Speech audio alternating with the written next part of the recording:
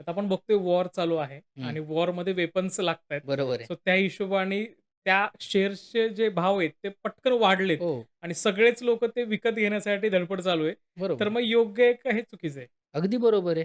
कारण एखादी गोष्ट समजा वाढत आहे, तर त्याला का नाही घ्यायचं? हं. तर क्रूड ऑइल एक 70 वरती होतं. त्यावेळेस मी आणि माझ्या टीमने ह्या 70 वरती बाय केलं. आम्ही हं. ते 100 ला विकलं. ओके, तर आम्ही काय केलं, आम्ही सिच्युएशनचा फायदा घेतला. ओके.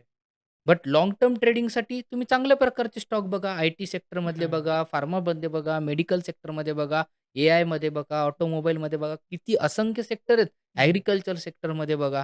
हे मधले जे काही आपल्याला शेअर्स भेटतील ह्याच्यामध्ये हं. डायव्हर्सिफाय करा. हे जे आता हे वॉर वगैरे चालू आहे, हे ऑइल प्राईस वाढतायत, गोल्डची प्राईस वाढतीये, हो. वेपन्स वगैरे ह्या गोष्टींचे जे शेअर्स आहेत, त्या गोष्टींचे वाढतायत.